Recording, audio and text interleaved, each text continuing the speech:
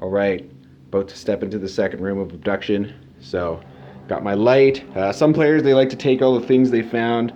I'm just going to leave them there and see what is going on in here. So, players step in. This room's a lot darker. The only source of light is this baby alien. Kind of hard to see on the camera, but there we go. You get close. Got a baby alien inside an incubator. It's got tubes coming out of it. There's green fluid in the tubes. And it's in this giant, looks like alien mechanism. Lots of detail there. Doesn't seem to be any information though. We're looking around. There's no writing on it or anything. This next to it though, that definitely has symbols on it. We're going to take note of that. It's the same texture. There's symbols under it. Okay. It's got some ceiling features. Another symbol with some, looks like readings on it. 6 boxes, 5 of them are red. Okay, take note of that. We've got another lock. So definitely trying to get a directional lock open. Up, down, left, right. You've got that looks familiar. See that? Looks like this. So we know those are connected. Okay.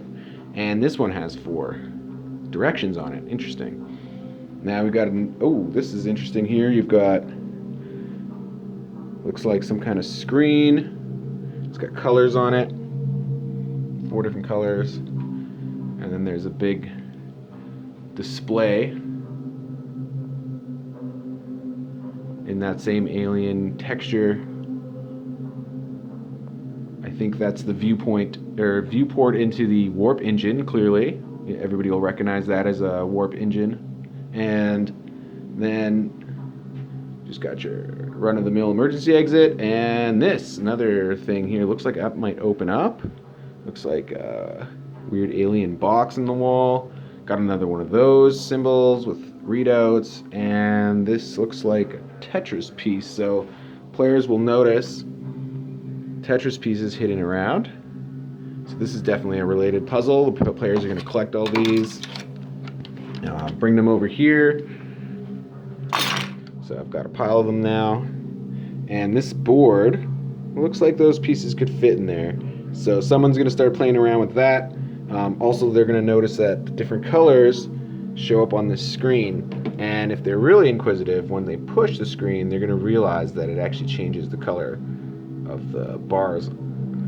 Kind of hard to tell on the phone camera here the colors exactly, but they do show up pretty well. And then, so basically you've got 2 puzzles going on at once. So this one you've probably already started to figure out. You've got 4 symbols. You've got the symbols that show up here. Okay. And you've got 4 directions. And you've got a 4-directional lock. So this is actually a pretty challenging puzzle. A lot of times players will actually get this puzzle first.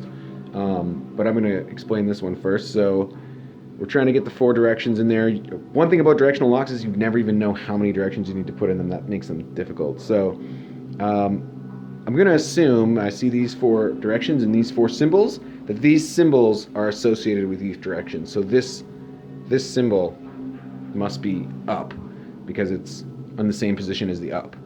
Right is going to be this symbol, kind of like a weird circle spikes. This one with the crosshatch here is going to be down, and the left is got to be this filled in one here. So those 4 symbols definitely represent 4 directions. Now I've got this. It's got tons of symbols on it, 16. There's 4 going in each direction. Very difficult puzzle. Where do I start? I've seen players try every single symbol, trying to put in every single direction, thinking maybe there's 16 directions. They see that the shape looks like it's spinning. Sometimes they start at the top and they move in that direction because it looks like it's spinning, so they think that's the direction. What's actually going on though is there's 4 layers. You see it's 3-dimensional. And the trick is each layer gives you 1 direction. And what's really important is that the symbols are in the positions, right? So there's a symbol in each layer has a symbol in the top, right, down, and left. And that's the key, because if you look at each symbol, so this symbol here, it's in the top position on this layer, but if you look, that's not the symbol for up. So it's not in the up position, it's not in the correct position. This symbol here, the crosshatch, right, that's supposed to be our down, but it's not down, it's to the right. This one, the one with the dots, that's right here, and that's supposed to be up, so that's not in the right position either. The filled in one though, that's to the left, okay, and it lines up with the left arrow.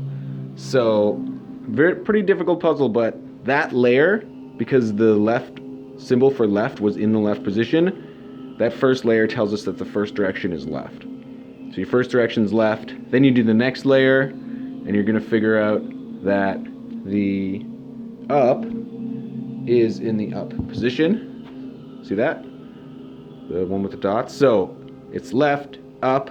When you do the next layer behind it, the circular layer, you're going to realize that the down is in the correct position. The down, the crosshatch one, is correct. And then the last one, it's left again. So it was kind of like we did the layers from front to back. It's pretty difficult because nothing really tells you to do that, but a lot of times players call for a hint here. So we got left, left, up, down, left. And that's going to open up this directional lock. And I'll show you guys what's in there.